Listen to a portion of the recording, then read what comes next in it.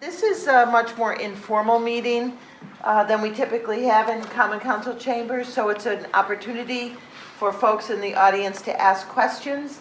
I will, between Jennifer Kushner, who just joined us, who is one of our senior planners, we'll try to keep everyone civil and on task. I wanted to just go over some of the approvals today. So the original application was on August 14th, 2015. There was a joint meeting between the Planning Board and the Ithaca Landmarks Preservation Commission on March 8th, 2016. And during that time, we had many conversations and reviewed portions of the project. The certificate of appropriateness was issued by the Ithaca Landmarks Preservation Commission on February 14th, 2017. We had a public hearing and completed environmental review and issued a negative declaration of environmental significance on May 23rd, 2017.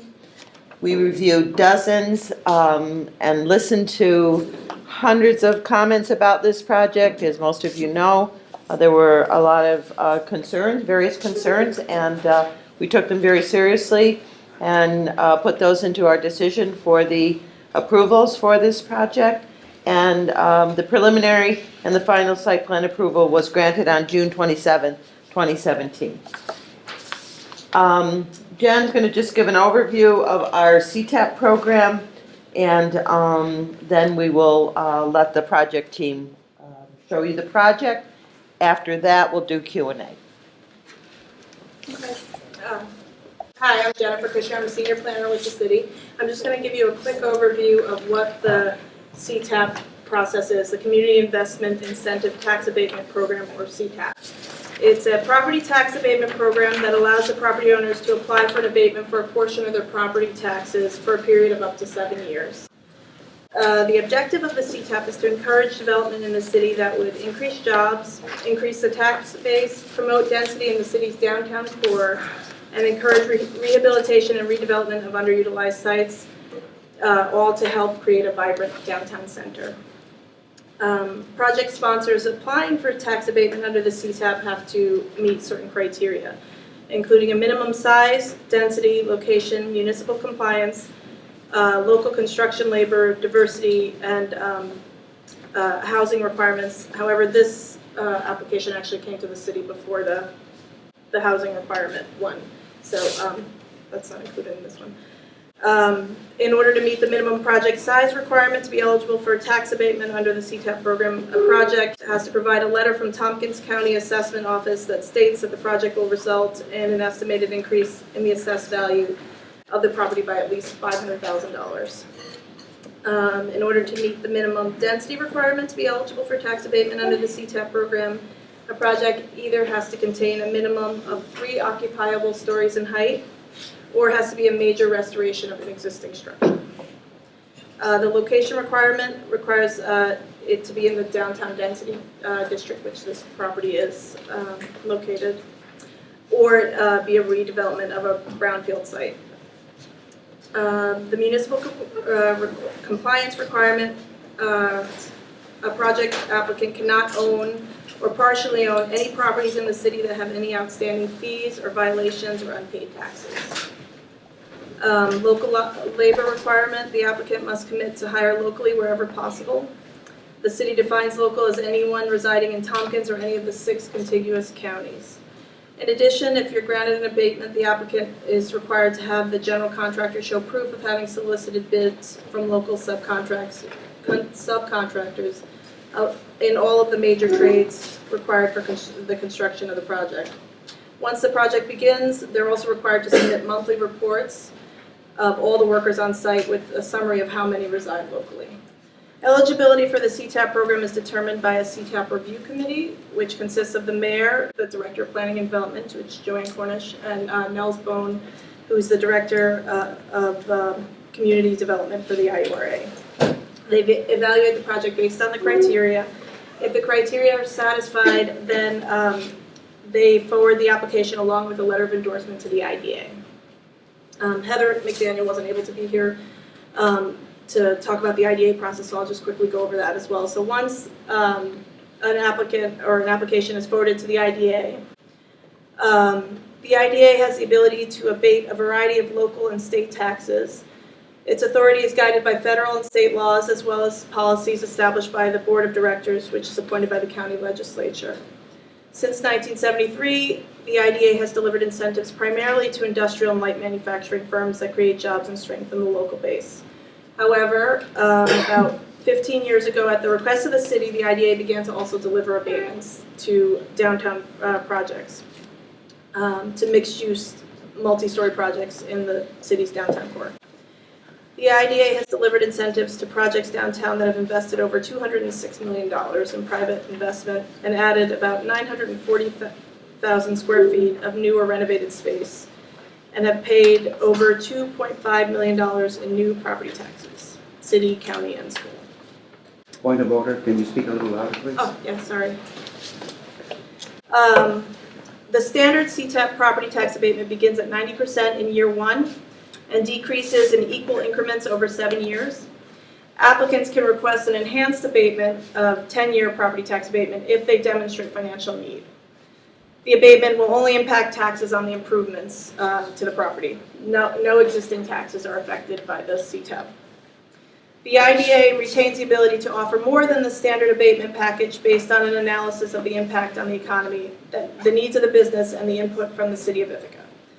The IDA may also negotiate additional abatements based on financial need. The IDA is currently offering enhanced incentives for applicants that meet energy goals that reduce consumption and increase efficiency. The applicant will also be exempt from both the local and state portion of the sales tax on construction materials, equipment, and furnishings associated with the project. In addition, there's also a mortgage recording tax, and the applicant will be exempt from the state portion of the mortgage recording tax. Once the applicant completes the city process, they have to complete the IDA's application. A developer submits a standard IDA application to the IDA for consideration. Additional information if applying for an enhanced incentive to show financial need is requested.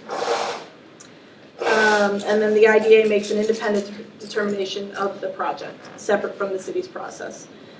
A public hearing is held with a 10-day notification. And then following the public hearing, the IDA will make a condition determination on the project. And that is completed after seeker is completed. The IDA may diminish or rescind incentives should the project materially change. And IDA requirements generally do have clawback requirements as well. And that's it. So that's an overview, and then unless you have something. Yeah, nope, that's fine, thank you, Jen. Yeah, so, do you want to do the project presentation? This is a relatively short presentation, so I think I'd like to just run through it and then we can do questions and answers after that. Okay, so first we need to look at the context of the building, the location, DeWitt Park, Ithaca's first local historic district designated in 1971.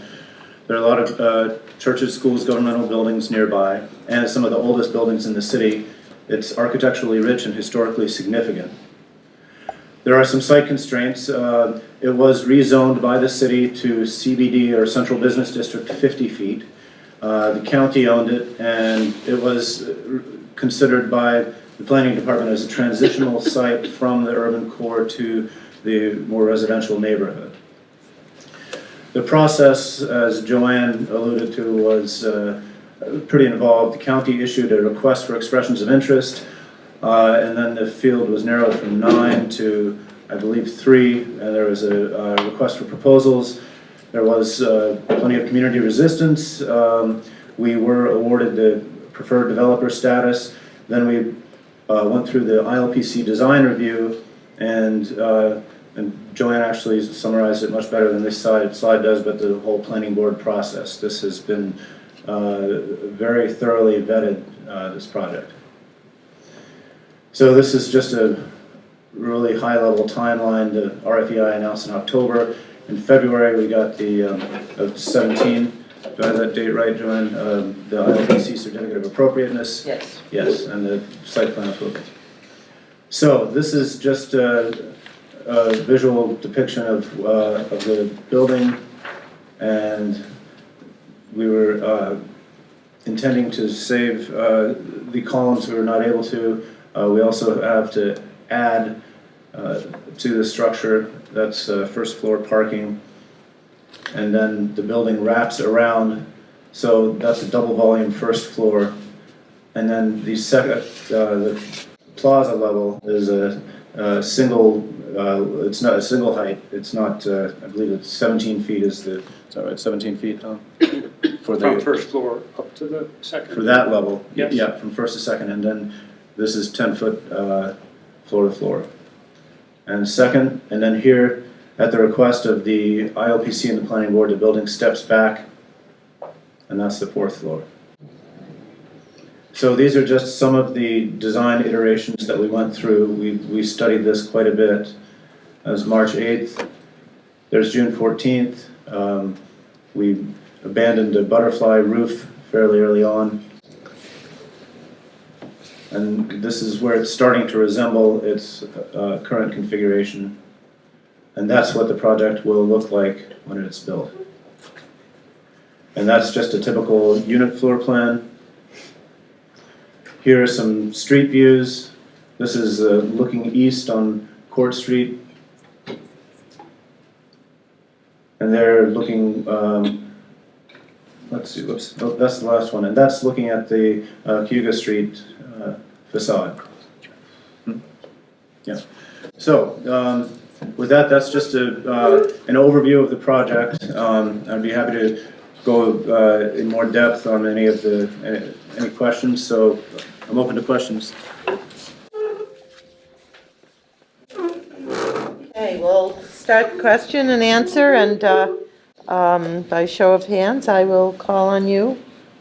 Can we start with, could you tell us a little bit about how you intend to populate the building?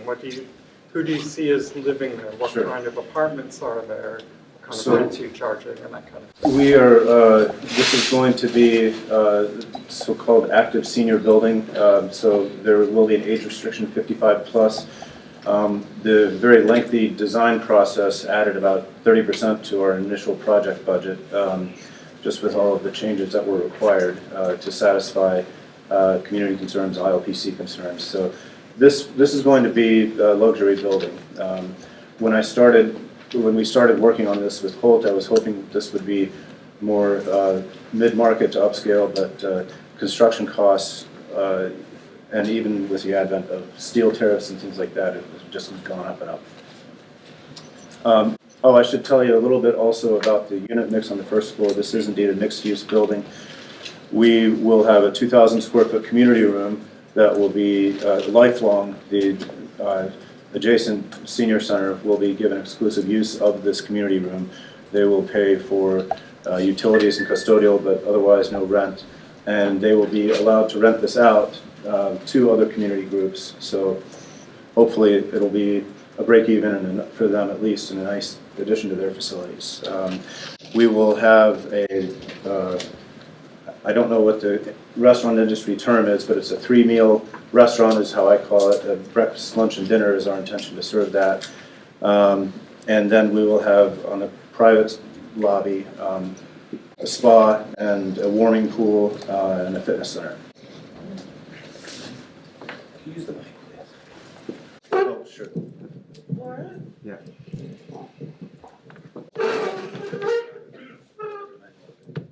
Thanks, Ross. Could you say something about the materials that are used on the building, Sure. particularly, the exterior of the building?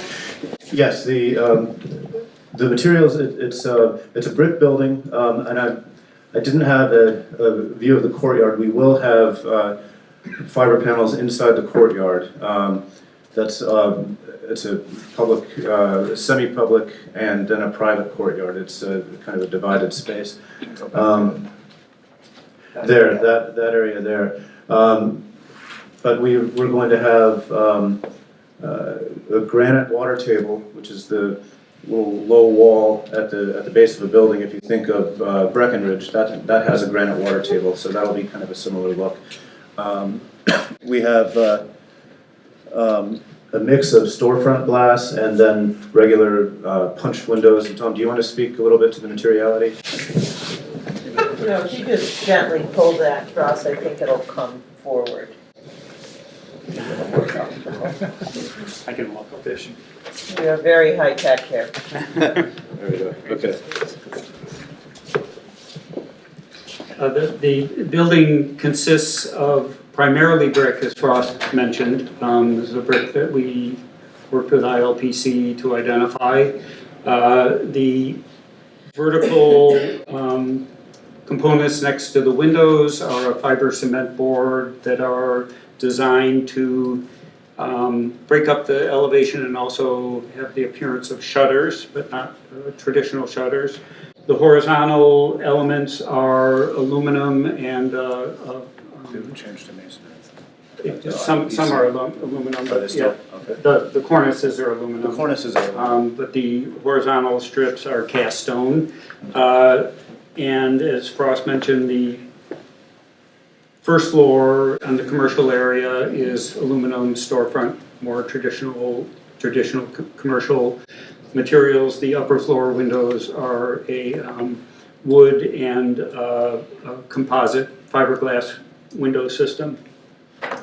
And the entrance elements are metal panels with a storefront curtain wall for the two-story elements. Thank you, Tom. Quick follow-up, could you also now explain what you're requesting in terms of the CTAP? So which of the CTAP, are you looking for 7-year or 10-year? How much money do you think over time it will save you? The reduction in taxes will save you Sure. through this process. So I'm going to be seeking the enhanced CTAP, this 10-year abatement, and we'll be also participating in NYSERDA's new construction program. So that will provide the third-party verification for that we've met the energy goals that we set. We do intend to. We're following the city's proposed green building code, which I don't believe has been formally adopted yet, but we are. The The stretch codes, policy has, but the yeah. stretch codes we're meeting, yes. Yes, that's right. So that's, because of that, we're going to be seeking the 10-year enhanced abatement. Yes. And the amount of money you're going to save? I don't know, but what I will do, I talked about this with Jennifer. If there was a question I didn't have at the tip of my tongue, she's going to write up the minutes, and I will write in the answer and be recirculated. So, yes. You said luxury. What does that mean in terms of the rents? Well, they're not finally set because I don't have my final construction price, and the market will tell us. But it's it's going to be in the neighborhood of $1,900 for a one-bedroom, up to $3,000 for a three-bedroom, and that's the reality of Ithaca. We have some of the highest property taxes in the country, and that has to do with a lot of the non-taxable parcels, especially Cornell University, that drives property tax, which drives the cost structure for rent. Yes. I think that's a good point about all the taxable structures, including the 10-year proposed abatement we're talking about here, which we won't get taxed for. My question is this. My concerns about your project getting a tax abatement are that I believe it will incentivize other developers to do what you did, which is to take a perfectly legal loophole in our laws and neglect a building for a year and not do any maintenance until you can get some kind of condemnation order and then say, we don't have to do asbestos removal the right way anymore. I live across the street from your project. Asbestos debris is pouring out of that place onto the street. You had a dinky hose going. You were there some of the time spraying. A lot of the time it's just open to the elements. It's blowing all over the place with the winds. I have 2 little kids, a baby. This has been a nightmare. and you're sitting here saying that you get a tax abatement for it? I mean, I think that the city needs to draw a line here and say, we don't incentivize that. You may have this legal loophole in the law, but it is not appropriate, and it is not something we're going to give you a tax abatement for. I'm sorry that was more commentary than question, but I do have some questions about what happened to get this building to a condemnable state on August 20th. So, as far as I understand it, when you purchased the building from the county, and they claim this is true, it was in no way condemnable. On August 8th, you had an engineer go in and do a report that said, we are investigating whether this is safe for workers to abate in order to see whether you can get this loophole. And it said, yes, it is safe to go in up until the first snowfall. On August 20th, I believe, and we have these letters, if you want to look at them and say, what changed in these 12 days, we get this revised report which says all of a sudden, it doesn't even say that it's unsafe to do the normal abatement, it just says, you know, there may be some debris, there may be some safety issues. So I want to know what happened when you bought this building from the county. You must have done an inspection. Was it condemnable at that point? So, that was a lot to answer all at once. Let's see where to start. So what the last issue you brought up, what changed between August 8th and August 20th? Mike Nikodovich, our code official, asked the engineer from Ryan Biggs Clark Davis, you are not clear whether this building is safe for people to enter. And he said to be doing work inside or on the roof.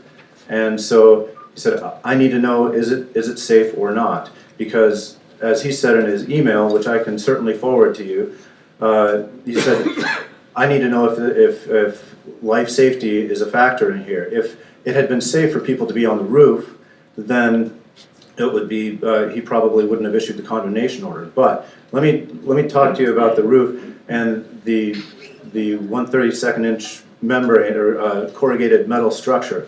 There are two roofs on the building, and I can show you pictures of the wet insulation that was sealed under the original membrane roof, and then they went over it some years later. So this wet insulation was there eating away at the metal. And the concern is if you're doing abatement on the roof and you have a cart that you're wheeling around, it's 6 feet between the beams, and a cart could fall through, someone could get killed.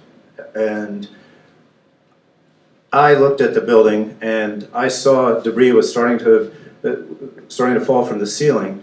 You know, this building has sat vacant since 2015, okay?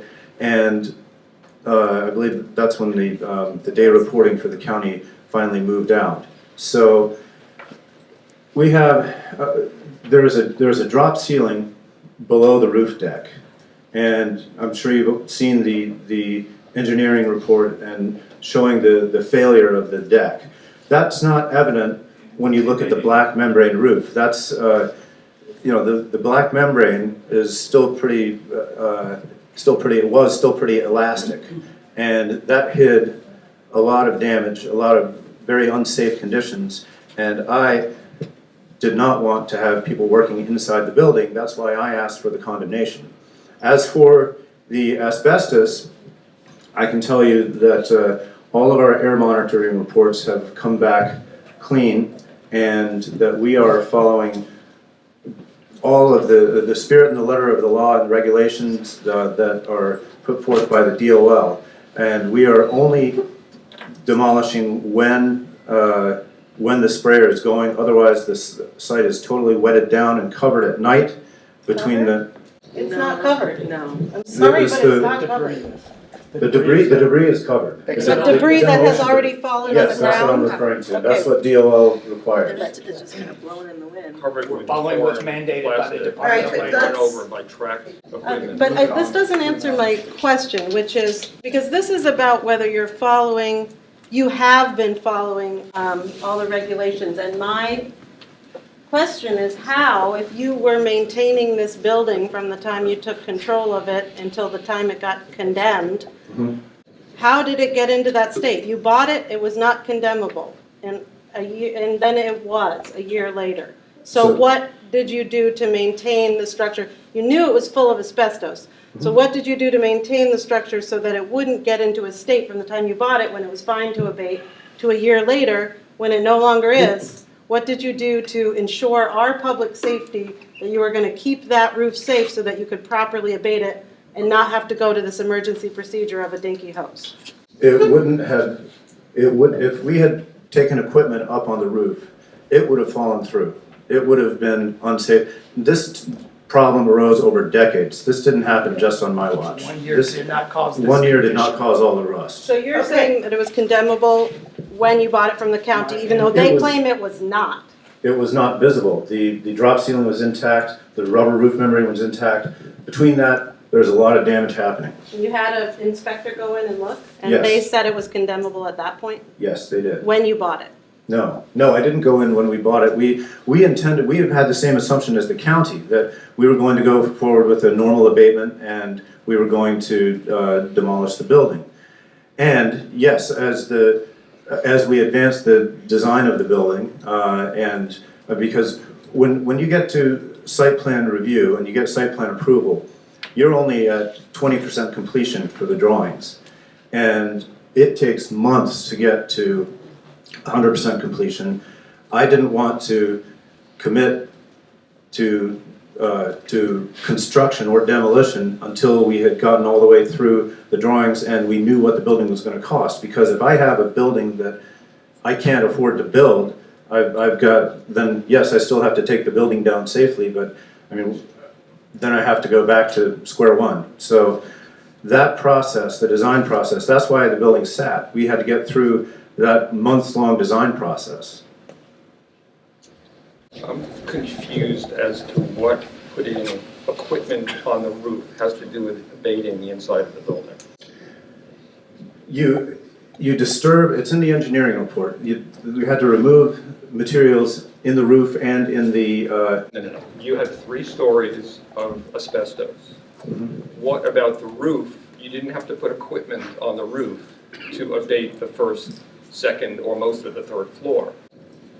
You had to, there's the danger of debris falling from the roof. That's what the report says. That was in August. You bought the building almost a year earlier.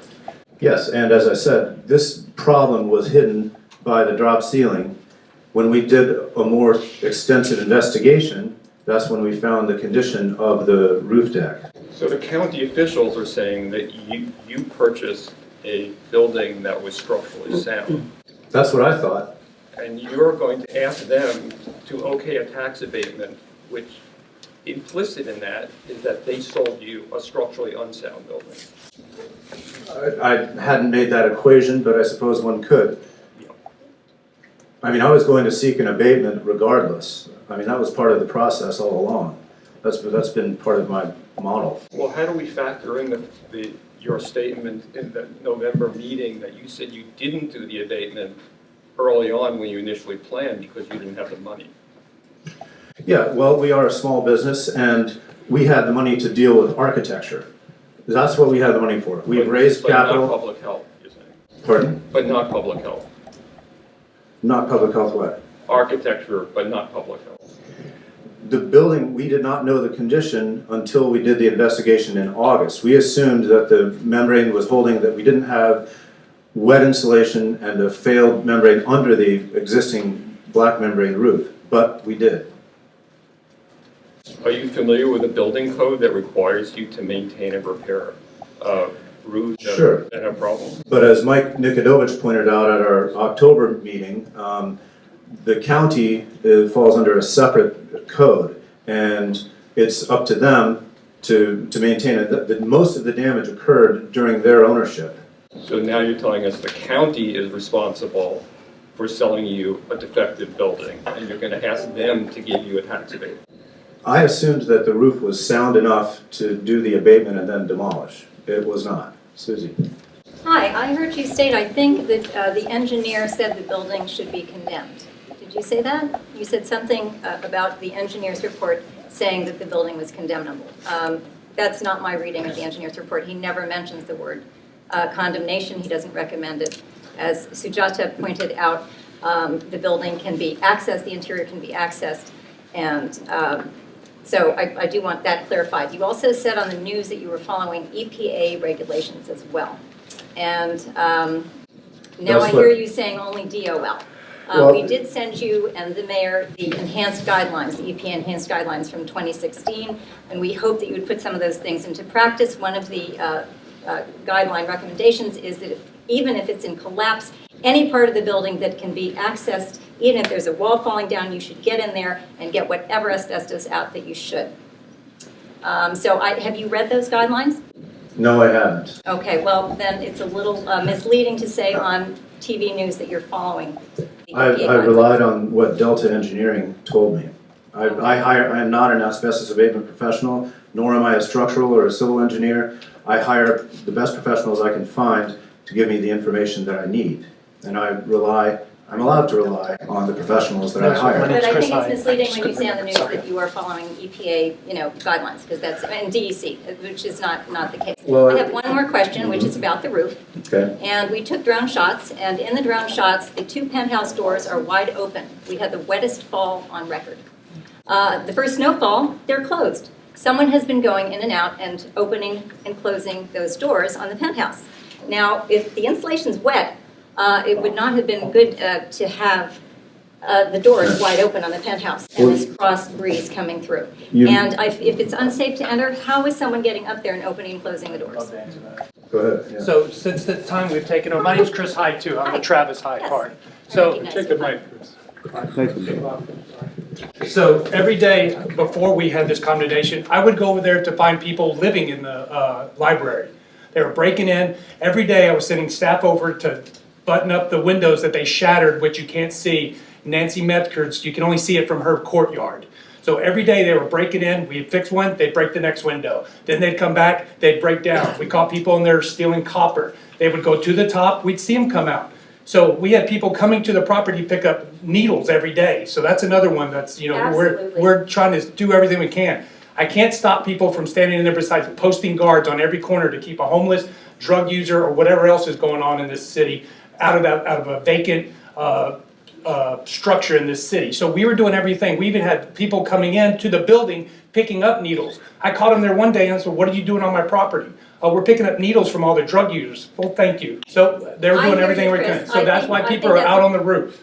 I think that's an I can excellent. assure you, we weren't going out on the roof. I think that's an excellent point, and why didn't you put a fence up and secure the place? Mike Nichidovich We- told me, we had I every can't door enforce locked. this. People own this Every vacant door was buildings. locked and we boarded up. They'd rip it There are out. too many nooks and crannies, as you know. Exactly. You We could have catch put them that sleeping fence there. up- You could have put that fence up as soon as you bought the building to secure the Sure, site. we so that secured there the were no site, but they vagrants. keep breaking in. They can go over the A fence. fence would have Okay. been Well, we much agreed more to effective disagree. than your We agreed sending to people disagree. into a dangerous We agreed to area. disagree. Okay, Let's but move you on. did not answer my question about the roof, okay? We're talking about the roof, the penthouse roof. The doors Sure. were opened and closed. We have photographs, and someone was up there opening and closing them in November. Yes. Okay. That And would I don't know probably- why those penthouse doors were Why open, don't letting you- that cold, wet air in. Let's just move Let on. them answer, please. So I may not have the timeline exactly right, so I need to verify it, but that may be the time when they were removing refrigerant from the HVAC unit. So they would come up the concrete stairs to the penthouse roof and back down the concrete stairs, and Not inside the building at all. not inside the building. I don't know the answer.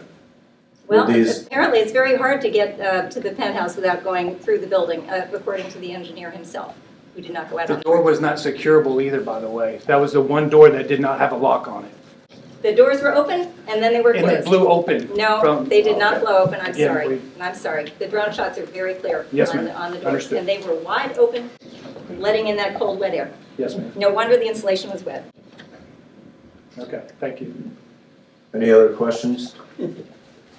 Walter, and then, yes. So, what you've said is actually not factually correct. So, I actually have your engineer's letter right here. And it's only recently that I actually understood what he was getting at. So in the 5th paragraph, he says, quote, and this is the August 8th original letter. He says, quote, there are reportedly hazardous materials, asbestos, close paren, in localized areas of the roof and ceiling. Since there are obvious signs of deterioration of the metal roof deck, the contractor and developer planning the demolition work would like to know if the building interior is safe to access, close quote. And he concludes, quote, generally speaking, the interior of the building can still be accessed until the first snowfall in 2018. After that, the condition of the roof deck should be reassessed when there is no snow on the roof before people are allowed back in the building, close quote. So Mike did not tell the truth when he said that the engineer didn't answer the simple question, was it safe for workers to be in the building for the asbestos removal? This says it plain as day. And for some reason, Mike didn't accept that clear-cut, plain as day, written on paper assessment. And then, as you know, there was a revised letter. Neither of these two say that the building was structurally unsafe. And that's the requirement under the city code.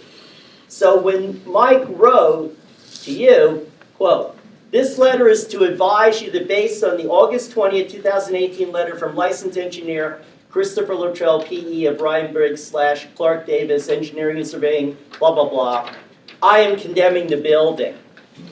He didn't fulfill the requirements, and you have yet to explain why it says that the building is safe to access until the first snow to conduct the asbestos abatement. And this only recently came to light, months after I requested the mayor and the director of code enforcement to release this letter, the original letter, and also the original microbac report from 2014 wasn't released literally weeks and weeks after this whole controversy hit the fan. Finally, I've been reporting to the Department of Labor repeatedly that the demolition debris is not covered. We've submitted multiple videos showing that there's not adequate spray. The building is falling down. Huge clouds of dust that are being generated day after day after day. I just haven't had the chance to post them publicly, but I will for the record. And so the bottom line is this has not been conducted in a way that there's no fugitive dust. And the air monitoring, you can see it plain as day. It's very, very limited. I mean, it would almost be a miracle for the dust to actually hit the existing monitors, which are only at ground level, and they're very, very limited around this site. But I want you to explain once and for all, how come you didn't do the asbestos abatement, given that your own engineer said that the interior could be accessed, and this is only a 2-month job. This could have been all over and done with basically in August, September, maybe the beginning part of October.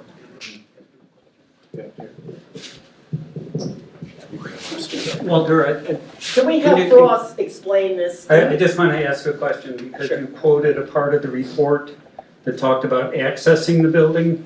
Yeah. But it doesn't say anything that the building was suitable for the actual construction work to remove the abatement, based on the paragraph you just read. Say that again? The paragraph you read talked about the building being appropriate to access.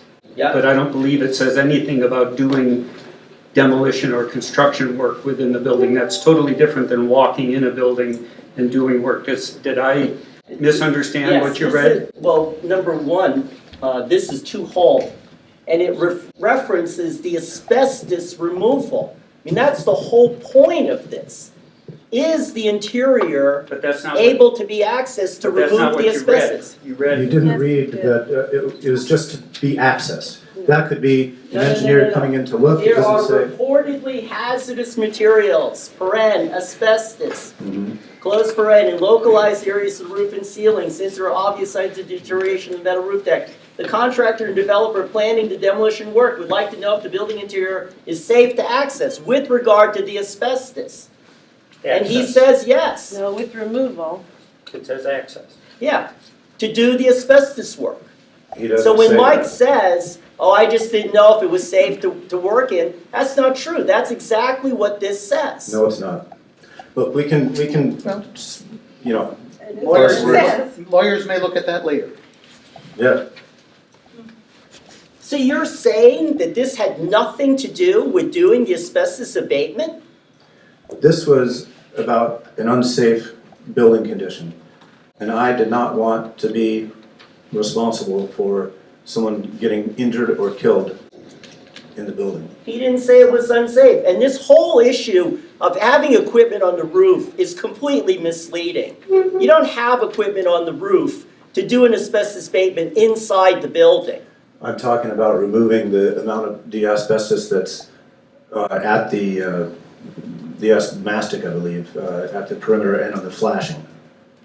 We're talking about the interior of the asbestos, where there's 40,000 square feet of Yeah. known friable asbestos-containing material, according to the microbac So report. elsewhere in the report, Walter, in the August 20th report, he says, given that, and this is where he does clarify the difference between, and I don't have this memorized, and I don't have a copy of the report with me, but he says that you will have to remove ceiling tile and utilities to access the abatement, and this is not a safe place to do that because debris could fall from the roof onto workers. That's not what he says, with all due respect, because I have it right here.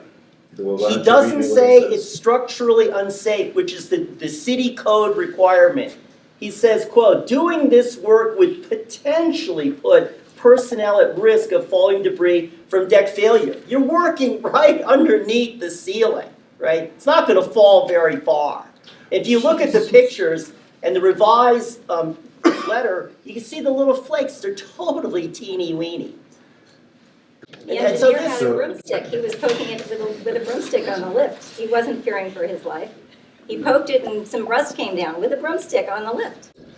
Well, To be clear, the decking, is that this drop ceiling decking? Very No, it's thin. above the Above the drop drop ceiling. But is it, it's not structural decking, it's not like. No, the steel beams were deemed in generally good shape in the report. The decking is structural, it's what supports the roofing. The decking is structural. It is. It holds up the roof. It holds up, yeah, but the beams hold up the decking. It's very thin and it rusts and, but it has nothing to do, as Walter pointed out, with abating the interior, which in your own Delta report was the plan to abate this massive amount of asbestos that was in the interior of the building without dealing with the roof. and not all of it was right up under the ceiling. It's Most of throughout. it was accessible though. What about the fire doors? Could have taken those out. That's what the EPA guidelines recommend. Get as much of that asbestos out as you can, even if the building's structurally unsound, which this was not. The engineer never says it's structurally unsafe. He never used the words, I recommend condemnation. He never says that. That's Mike. That's Mike's interpretation. Well, and it's not the engineer's place to make that interpretation. Yes, it The code is. official interprets code. Well, I was just looking at Summit Place today. The engineer says needs to be condemned. That's what engineers say when it's structurally unsound. You got him in there, I think probably hoping that you could find some structurally unsound elements, and all he could find was the decking. The building was a library. It was built really strongly. It was, younger than I am. You had a question, sir? Yes, I have a question, and I reserve the right to make a statement later on, but I'll let other people ask questions first. And this doesn't concern asbestos for the moment. But Frost, you're seeking, what I understand, is a 90% initial tax abatement on this property. You bought it in September 5th of 2017 from Tompkins County. December. Okay, yeah, the resolution was in September, the closing wasn't finalized till June, but anyway. The question I had was, you were among 5 developers, as I recall, that were competing for the right to purchase this building. And you made a presentation that you were going to do this, and the main reason that the county sold it to you was because they wanted to solve the housing crisis in Tompkins County. Okay, implicit in that from the debate that was held was they wanted to solve the housing crisis for the masses, for the middle class. Now you tell me, because of financial reality, this is going to be a luxury apartment house. Didn't you really misrepresent yourself to Tompkins County when you were given favored developer status? And shouldn't you really be owning this building at all?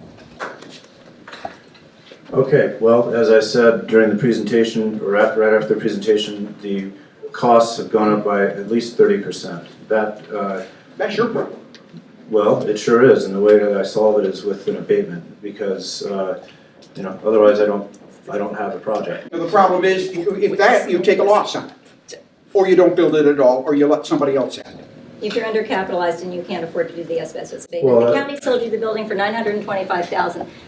It was assessed for 1.5. So they probably gave you a deal, thinking that you were going to abate the asbestos. They knew about the asbestos. They knew it cost about $500,000. So you got what some have described as a fire sale price on this. And then you couldn't write a check for that abatement in June, which you said you were going to do with the lifelong luncheon. You said the abatement's going to start. It's right there in the site plan review.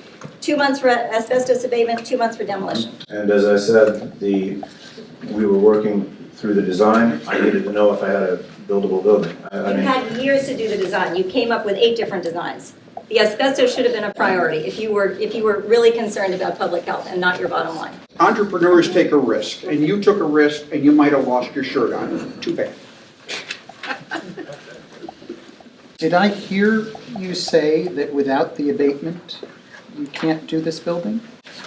It sounded like that's what you said about Well, 2 or minutes I'd have to ago. go back to, I have the project, I have the land, and the building's coming down. I don't know when, Yeah. maybe somebody can tell me when in the process these abatements are usually assessed or given. So they're awarded after they're awarded during the development process, and then they take effect after the building has opened. I don't have all the details of the timing, but yeah. So if I didn't get the abatement, then you're right. Entrepreneurs take risks. I'm a big boy. I can handle that. But I would eventually definitely develop something on the site if this project did not receive the abatement. So It's got to be housing, though, in the contract from the county. that's right. That's right. And the county preferred affordable housing. That was in the call for proposals. It says affordable housing preferred. Yep. And I it talked costs to Jim us- Dennis the other day, and he said, no, it didn't say that, but it does say that. That was in, I think, the RFP that they had a preference for affordable housing. Yes. So can I kind of follow up on this? Mhm. So, well, 2 things. One's a clarification. If you're asking for the 10-year CTAP, am I right in thinking that's you pay no taxes the first 3 years? That's and right. then the second, Well, not no taxes. Sorry to interrupt. Right, the taxes We based have on a- the $900,000 That's right. or whatever. Yes. And then the following 3 years, so years 4 to 6, you're paying 10% of the difference between the assessed value and whatever the initial, is that correct? It's 3 years at 100, 3 years at 90, and then it declines quickly. So, and when you were talking about the abatement, you mentioned how with this and with some of the other regulations, you wanted to follow both the letter and the spirit of the law. Mhm. So I'm wondering whether you would consider, even though the 15 to 20% affordable housing provision came in just after you agreed to this, would you consider adhering to, to the spirit of the program by making some of the housing affordable if you're going to take the CTAP? I haven't modeled it to see if that's feasible, honestly. Was it something that you would be willing to model and consider? As I've heard other developers in town say, if we don't make money immediately, my children at least I know will be making money from the apartments because over time, if you model it on a longer time horizon, usually these things pan out. Well, yes, they do, provided that the market is stable.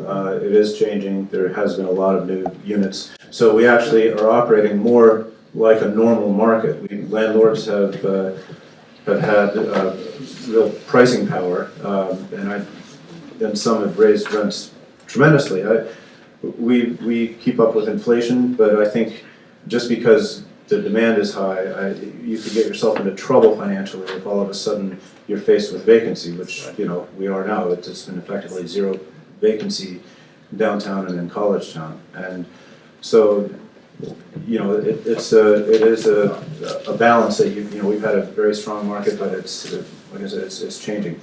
I think what will happen, and I'm sorry to get away from your question a little, but I believe that as we grow the housing pie here, the rent growth will slow, and you know, yesterday's luxury is tomorrow's mid-market housing. You know, and I think as the market goes up, I mean that's a little obviously gross oversimplification, but as you grow and landlords have to compete, that moderates rent prices.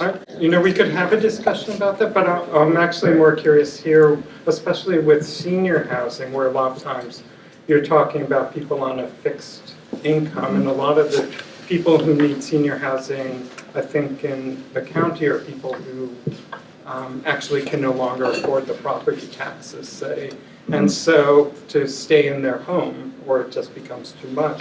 And so in that specific niche market, having 15 to 20% of the units be affordable would make a real difference to people, specific group of people with a specific need, and give the building a real social and community purpose. Well, I've developed a similar style property at the old Ithaca gun factory, and it is, as a brownfield, also eligible for a CTAP, and we will be required to provide 15 to 20% affordability, affordable units in that building. And would you be willing to, say, provide more affordable? I'm sorry to hog the floor here. Would you be willing to maybe provide, say, 20-25% units there in order to compensate for not offering them here? So to kind of look at the two buildings together. This is an interesting idea. I haven't looked at it. I can tell you that it costs the same to build a market rate unit as it does to build a luxury unit, and the way that's usually done is with a subsidy. If it's INHS, you know, they get the community development block grants. You know, that also, if I have a building that doesn't show some margin of profitability, I can't get construction and mortgage financing. I promise I won't mention asbestos. I'm going to talk to you as a fellow landlord, and I also had a question, maybe Joanne can help us. When you first proposed this building, it had, I think, 44 units. And then when it was approved by LLPC, it was 58, which we thought was really a lot for that corner. And now it's 67. And we were just blown away. How did it suddenly swell to 67 units? How was that approved when we were already concerned about the garbage and all, you know, on that corner? And now you have a full-service restaurant. And the deliveries, the garbage in and out, right on Court Street, there's only going to be that, you know, that one entrance apparently on Court Street, right across from my rental buildings. As you know, I own those two buildings right there. And my rents are actually below market right now, and they're going to have to stay below market because my tenants are not renewing their leases. And not because, you know, I scare them, you know, with my plastic, but simply because they just are not going to be able to study and work with another 18 months of noise and construction. And then they're going to have this huge building there, really impacting their quality of life. You are changing the character of the neighborhood. There's no question about it. So this gentleman is saying, this is another just thing I'm thinking of, if you had 58 and now you're 67, you've got a bunch of extra units there. Why not make those affordable? We added the units to make the pro forma work. That's as plain and simple. Yes, that's the financial model for the building. Also, to your point about your units being across from a construction site and that negatively impacting your pricing power, we have a Cary building downtown on State Street, the 300 block. There are two active construction sites. There's the Canopy Hotel right behind, and the city center across the street, and we're full. True enough, but that demographic is wanting an urban way of life. Those people in the Cary building are fine living in an apartment complex. These are people who are in a little historic house who'd like to sit on their front porch and enjoy a quiet neighborhood, a park, a church, other houses like that, therapist's office, very quiet. This is going to really change what they're seeing outside their porch doors. And it's not what people who are renting in that kind of building want. To compare it to the Cary building is really, well, I don't know, it's apples and. Okay, well, I just wanted to make the point that it is possible to live across from a construction site and it doesn't necessarily affect people, or doesn't have to have a negative impact. We're not just talking about the construction site, we're talking about the final, thing, which, and the LPC kept telling you, it's too big, it's too big, it's too big, and you kept saying, it's not economically feasible unless I make it this big. So we're hearing the same thing from you now, it's not economically feasible. And it's been your argument right along. Yes. I need that profit, I need that number of units, or I can't do this project. You call yourself a small businessman, your company owns and manages 900,000 square feet of property. I don't think that's small. Well, I'm a small business. I mean, we have fewer than 50 employees. I mean, there are a lot of different ways to define that, so. I have fewer than 5. Did you have a question? I did have a question, and I wanted you to help me answer that. How did it go from 58 to 67 when we in the neighborhood were already concerned about the congestion and the disruption to our way of life there after ILPC approval? We don't dictate the number of units. We deal with the architecture, we deal with the impacts, we deal with the civil. The units, we work with developers all the time. We understand what a pro forma is. We understand what it means to make a return. The number of units and the size of those units were up to the developer. Okay, well that's it. I'm glad that you've answered that because we are concerned. It's certainly going to add to the congestion and just X number more units and less parking, of course. The parking is still an issue. And now a full-service restaurant. As you know, Joanne, maybe you remember, I was concerned just about the dumpster situation. How are you going to be removing all of that garbage? I lived actually right next to the Cary building for a while, and the dumpsters were just outrageously loud at night. Nobody could sleep in this building. It was in Joe Daly's building. And I'm very concerned about that ongoing, beyond the construction period. Okay, well, we covered a lot of those quality of life issues with the planning board extensively, and the limiting hours for the access for trash and so on. We haven't gotten any of that information, and this is another opportunity. I would love to hear more from you, more transparency, more communication. Seth Murtaugh has said, he's never seen worse communication between a developer and the residents. And we've just begged you for information. And I really would appreciate if we could communicate better. As you know, I stood up at the Lifelong meeting and I said, Frost, I'm really glad you're partnering with Elizabeth. We're going to welcome you to the neighborhood.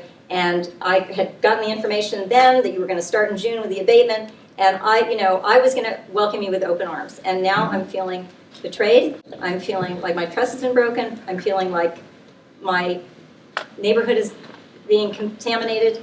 My livelihood, my buildings. I'm really kind of in despair about the situation, and it shouldn't have come to this. And I think if you had communicated clearly from the get-go, we wouldn't be here, and we wouldn't be having this kind of conversation.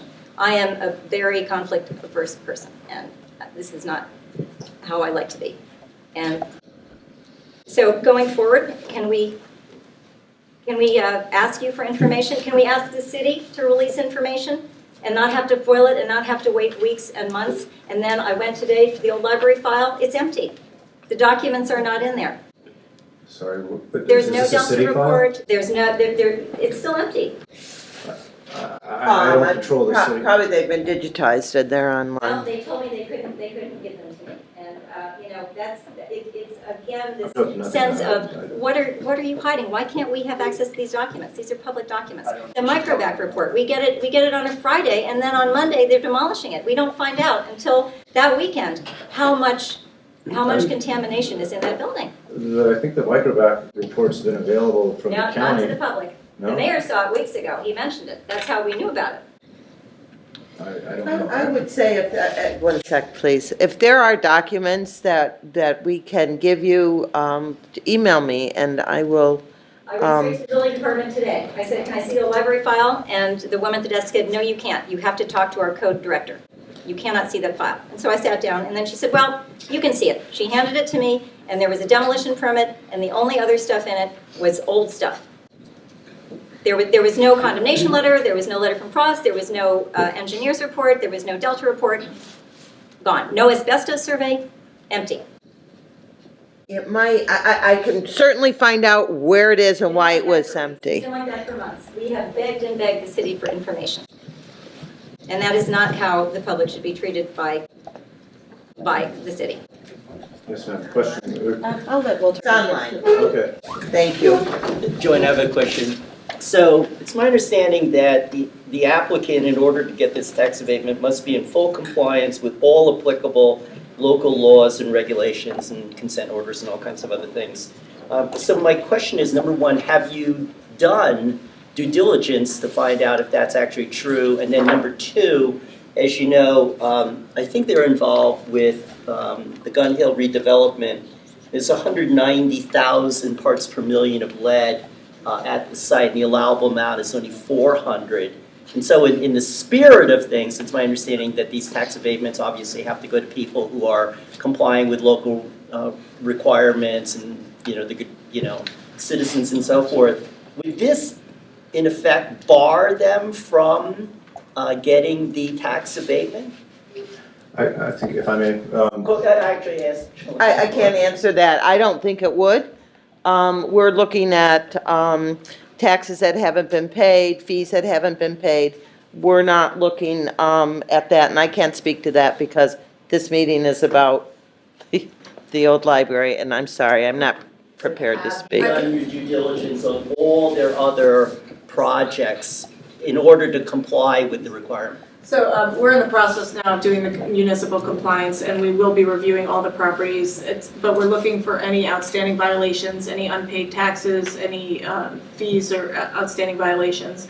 It hasn't been completed yet, but before the endorsement gets sent to the IDA, we make sure the municipal compliance is complete, and that goes along with the application to the IDA.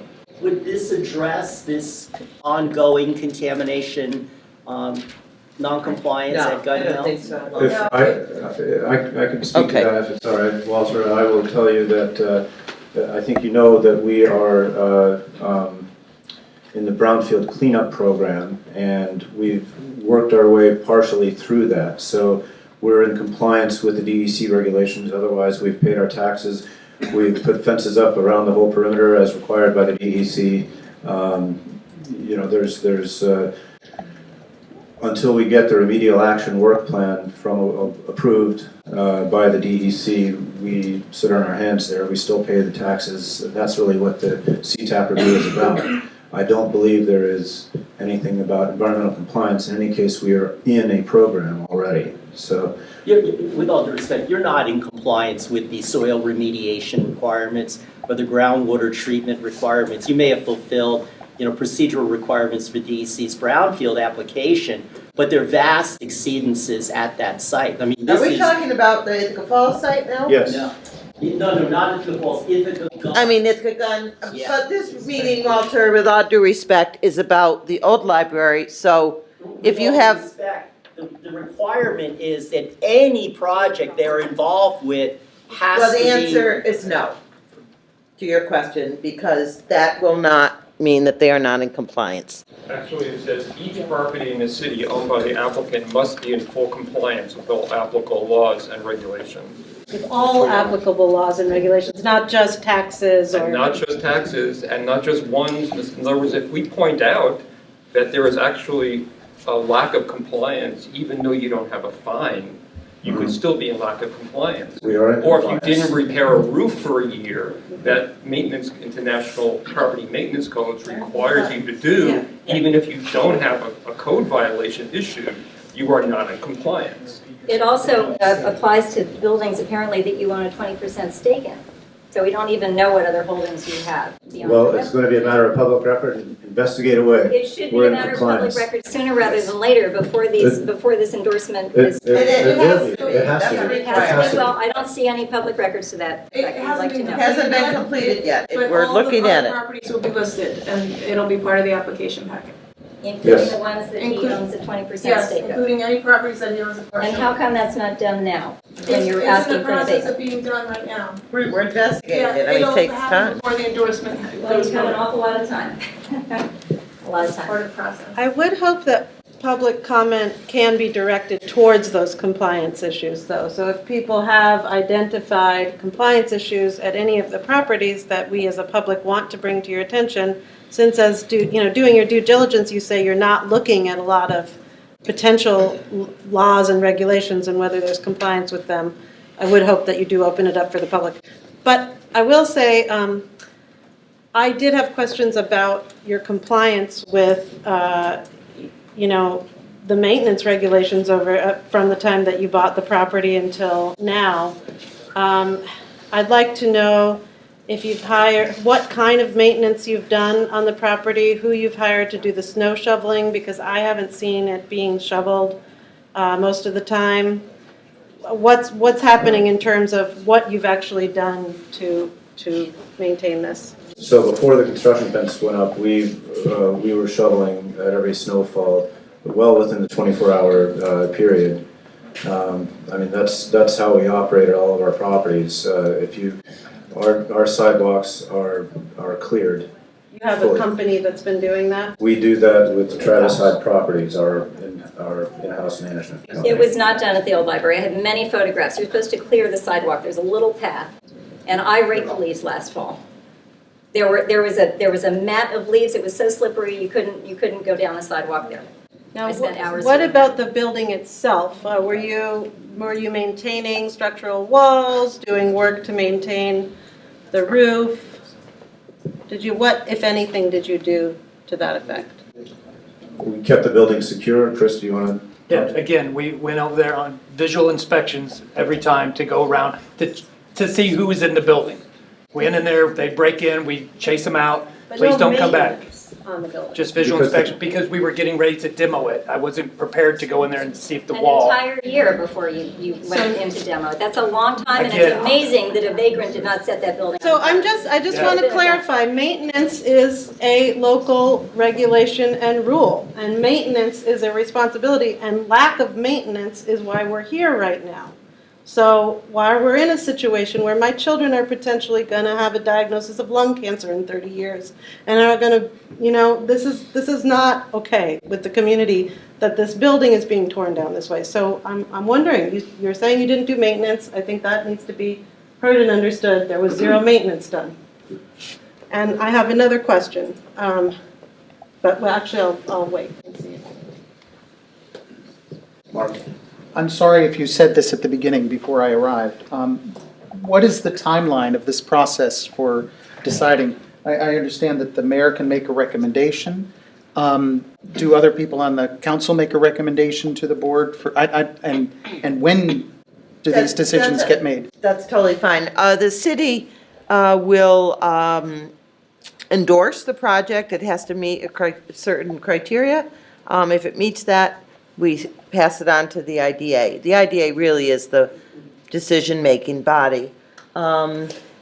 Typically, do you have a scheduled date for the IDA? So, if, it depends on when we get all our information to her, and then they would schedule the next IDA meeting. So it depends on if there's a lot of outstanding information. So after this meeting, we write up all the minutes, and then we get it to the applicant, and the applicant has a chance to add any additional information, because there may have been information that he didn't have, or they didn't have at the time. And so it depends on how long that process takes to complete, and also to complete the municipal compliance, which is still being done. And is there an opportunity for public comment at the IDA as well? Yes. Yes. So once it goes there, there'll be a public hearing, they'll schedule a public hearing, and then there's another opportunity for public to come. So it's my understanding that Frost and Martha Robertson are on the IDA. Will they have to recuse themselves? I'm not on the IDA. I thought you were director. I thought you were director of something. No. That's funny. I No, I'm a board member of TCAD. Okay. And what relationship does that have with tax abatements? Does it have any say in the tax abatement process? No, that's the. None at all, completely separate. TCAD administers the IDA. Okay, so it's the parent of the IDA, and the IDA is the deciding body. So it does Correct. seem as though there's some connection there, which concerns me. And it concerns me that you are involved in that process, even if it's, you know, a kind of step away. And certainly it concerns me about Martha, because she, you know, had to recuse herself, as you know, during the county decision to award you the proposal, the favored proposal status, because of her, you know, very large contribution from you. That's right, that was within the window, and that contribution was made with the assumption that she was going to Washington, and she wasn't even going to be around for the vote. Well, she didn't recuse herself until she kind of had to, and then she lobbied hard, you know. She was there until the 11th hour reading a letter from Todd Fox, you know, saying that no other developer would touch it if the ILPC didn't give it to you. So I really would be very concerned if she were involved in this process at all. That's for the IDA board to take up. I'm just putting it out there. Yes. I have a question, and I came in a little bit late, so perhaps this was part of your explanation of the process, but it seems that for all these projects that are being developed, you know, and are eligible for these tax abatements, I'm assuming that the understanding is that the projects themselves are going to generate a certain amount of tax revenue. So what sort of figures have you come up with to show what sort of contribution to our tax base the people who live in these 67 units and the restaurant and so forth and so on will be contributing? I haven't calculated sales tax contributions, but property tax contributions I have. I will share that. But that's your issue, not theirs. I mean, the property tax is not their responsibility. Right, but I should have led with property taxes. That's what the project generates, and then there's also the ancillary tax revenue stream with sales tax. Well, I'm for not the talking restaurant. about the property tax. Oh, I'm sorry. I'm talking about that, you know, so we would assume that these buildings that are given this tax abatement are contributing in some way to our local economy. Otherwise, why would we want to, you know, finance them, subsidize them? So my question is, you know, what amount of income, revenue, whatever, to our city tax base are you projecting that this building, once finished and inhabited, will be contributing? I can't say off the top of my head, but as I said, I will make sure it makes it into the minutes, and it will be. Are you asking specifically, I'm sorry, for the increase in property taxes as a result? Or the spin-off effect of having, All these people who are living downtown. right, Okay. right. They're gonna be Oh, spending, the overall economic impact? yeah, they're gonna be Yes, spending okay. money, Okay. so Okay. No, I have not projected that. I would be but curious think to see. that would be something that I could work on. Tom, would you be available to, is that something, I haven't done that projection, but anyway. If I'm right, typically, especially for something like senior housing, it often has less impact because a lot of times you're just moving the tax spending, and maybe there's less spending at Wegmans and more at whatever small grocery there is downtown, but it's really a kind of just reconfiguring That's kind of what I'd like to find revenue. So out. that's Really, my how much of a understanding. benefit, how much of a benefit to us? I'd like to just say that, you know, over the years, one of our biggest requests is for senior housing downtown. And seniors would really like to have condominiums because they would like to be able to sell their homes and then move into a situation where it's an investment, but they don't have all the maintenance and everything.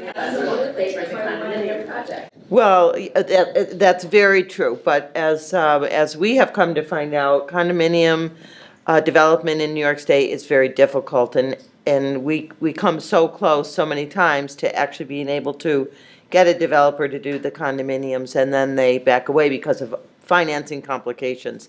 But anyway, I just wanted to stress that so many seniors want to live downtown. And whether they come into our community, it is rated as one of the #1 retirement communities in the country. And we have seen an influx of retirees, or if people are downsizing. So having a senior housing development in downtown is certainly one of our goals in planning, so that we can satisfy a lot of the requests we've had over the years, which is... Well, I wouldn't say that's true. I know, I've lived here my whole life, and I know many, many, many seniors who are not rich. And But they can't afford the apartment. no, they can't afford that, but by offering all types at every level, of course, we wish they were affordable units, but I do understand the financing end of it, and I'm hoping it will open up some other units. I can offer my perspective on the condominiums, and I acknowledge your 2 questions, but I want to answer. So the overall economic impact, so luxury housing, yes, but these are people with discretionary income. They are going to be shopping, dining, going to the theater downtown. That's going to have an economic impact. I haven't quantified it. I just want to see how that compares to the amount of tax relief that you'd be getting over 10 years. Okay, that's a fair question. As far as condos are concerned, my view as a developer is that building condos from the ground up is financially infeasible. What could work for condominiums is, let's take Immaculate Conception. That would be an excellent condominium project. It's built to an educational spec. It's really stout, solid building. And that's why the Franklin proposal. It was still $400,000 for a condominium, which is expensive, but. But it's equity, it's not rent. It's equity and you're not. It's equity, yes. You sell your Cayuga Heights house and you can We afford can sell that, our you can't Fall afford Creek the rest that houses you're gonna be and charged. afford that these days. I'm sorry? We can sell our Fall Creek houses and afford that these days. Yeah. The ones we paid $80,000 for. So, I had two further questions. I want to know why there was such a disconnect when the community came forward and you decided to knock this thing down without doing asbestos abatement. Why the rush? Why didn't you try to look at ways of trying to abate what you could? Well, what I did was, the mayor asked me to stop with the demolition to see is there anything else that can be done, so another structural engineer came in and confirmed the finding of the Ryan Bibbs report, and Did he look specifically at the question of what portions could be abated safely?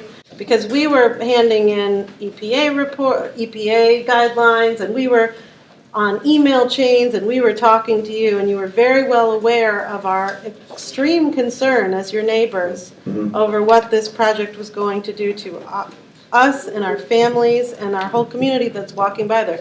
This place isn't in the middle of nowhere. It's the central heart of this city, and you're tearing it down and asbestos is flying everywhere. So I want to know, why was this just pushed through with so little attempt to look at not just was it fraud to condemn this building? That's not the question I'm interested in. What I'm interested in is, are there portions of this building that could have been abated safely per the EPA guidelines? And why didn't that happen? Why instead, right before Christmas, did you start tearing this thing down right in the middle of that inquiry? And also that engineer, I talked to Mike right after he went in with the engineer. I talked to him later that afternoon. I ran into him, building department wasn't closed yet, and I said, so, if the engineer, if you've chosen an engineer, oh yeah, we went in there earlier this afternoon.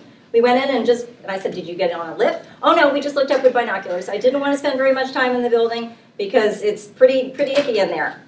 And that was the independent assessment by a third-party engineer. I'm sorry, that That really was doesn't supposed fit to the be bill. with Susie Kramer as our community representative. That's what you promised us, Mayor Myrick. You said that she was going to be involved in picking the engineer and framing the questions.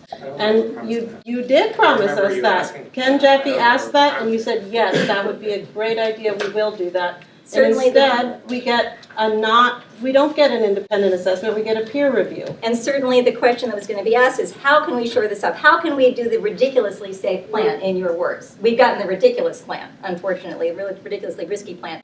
But, the engineer was not asked that question, how do we shore this up? He was simply given some binoculars, and yep, that decking still looks bad. He uses the same pictures from the other report. He used the same language from the other report. And he was looking for other structural things. The mayor writes to us, well, they did find some other structural things. There was some algae-encrusted carpet. One of the stairwells seemed to be falling down, and there was standing water on the floor. Those are not structural things. Those are not structural issues. It was not an independent third-party engineer assessment. It just was not. It was not what was asked for in that Ryan Biggs report. After that first no, you have to reevaluate. Reevaluate means you get on a lift and you really reevaluate. That was not done. And you were not reevaluating to see how, as Sujata said, you could shore it up enough to get in there and get some of the asbestos out, and probably most of it. Mike, do you want to? I mean, I think that I know that Ms. Kramer is an expert. Can you use the mic, please? Can you use the mic?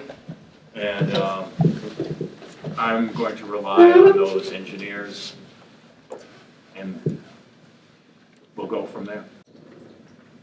We're relying on the engineer's report too. We're citing the engineer's report. I want to turn people back to those primary documents, because that's what we're talking about. It's not suppositions, it's not falsehoods. We're dealing with those documents. Yep. And you're the one who provided me with that original report after our conversation. And you just Finally. accused me earlier of not providing any information, yet you just admitted that I'm the one that provided I didn't say you didn't provide any information. I said there were a lot of missing things in the files. I actually wrote and said that you were one of the few city officials who would communicate with us, and I appreciated that. And our conversations were friendly, and I'm sorry that I'm being accused of being a conspiracy theorist and promoting falsehoods, because that is certainly not what I'm doing. I'm trying to get at the truth. Well, you haven't stated what I stated. I haven't stated what?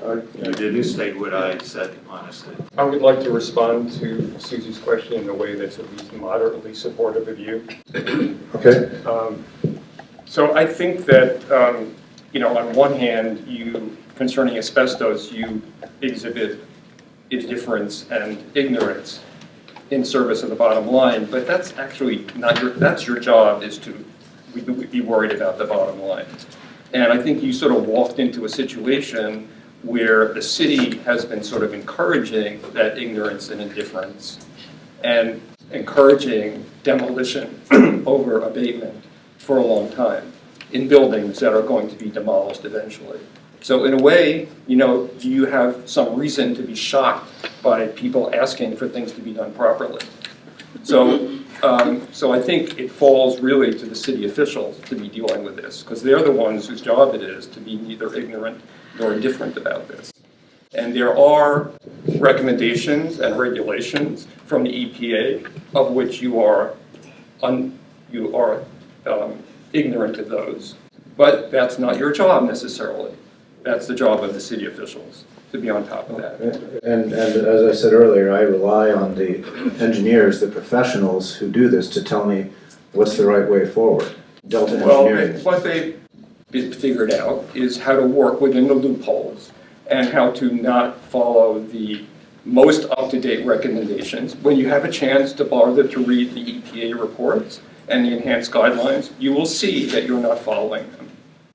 And Delta did come up with a proposal. Your own engineer had that proposal all ready to go. All you had to do apparently was write the check. So I'm asking the city officials to actually make a decision starting now with this project to no longer encourage this.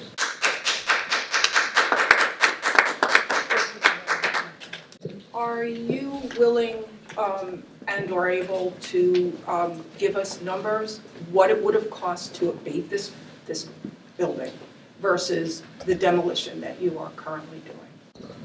What financial differential are you able to glean from this?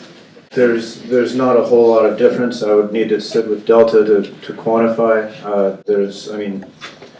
The tipping fees have gone up substantially. I need to get that information from Gorick, not Delta, and do that. So, Is that why you're not hauling the debris on a daily basis, as was promised to us weeks ago? That was my mistake. I misunderstood what Gorix means and methods were. I did not understand that they were going to be stockpiling. That was a fact sheet that you gave us as And neighbors. that's what I We were understood. relying on that because it was the only information. we had. Understood, and I got that information. I had Gorick and Delta review it. They didn't contradict it. I was not aware. We have about 1 minute left. We've got to vacate at 5:30, so are there any? No, go ahead. Because you didn't get a chance. I would like to know that this isn't being done to, all of this being done to save money as a policy to make it easier for developers to. This has been extraordinarily difficult. It would have been much easier, and considering the time value of money, probably less expensive to do the abatement. But I didn't want to do anything that would jeopardize worker safety, so. There's no way that an abatement would have been cheaper. Well, workers Mike are told me going in it'd and be out of the site without $500,000. masks on. Yeah. So Worried about what's is this the final That's what you told me meeting when at the this figure level came from- about this? So this was a public information. I didn't just pull it out of my head. an opportunity, to ask questions and to state your concerns. So, but certainly if you have additional thoughts or comments, I think probably the best place to email them is to Jen. Jen, you want to just give your email? Yeah, it's J Kushner, JKUSZNIR @cityofithaca.org. I can also, we can grab some cards. We can also do we can, Yeah, I can hand do- out some cards, but also there's a sign-in sheet at the back. It'd be helpful if people could sign in. And we include that as part of our record, and then also I can email out my email address. Well, to the extent that there's public comment available here, I just really, this is for you, Mayor Myrick, if you could listen, it's for you. We are insisting at this point that you send a message to developers, that if they want to get grants from our city, they need to consider our safety more, and they need to maintain their buildings when they get control of them, and do as much asbestos abatement as they possibly can. There's a lot of buildings in this city that are full of asbestos. And if you're making a decision right now with this project, you give that tax abatement to him, and you're giving the green light to everybody to do this, everywhere. I can't protect myself or my kids anymore, but we can protect other people, and we have to. Okay. So please, if you do have additional comments, let us know. But the next official step is going to the IDA, and we'll as soon as we find out when that meeting is, then we'll send it out with an email blast through the. Because there was a very late notice on this meeting. We had to figure out, look at A better- You're going to help us with that? Yes. 'Cause, Thank I you. mean, I was surprised by it because I didn't read the journal at all.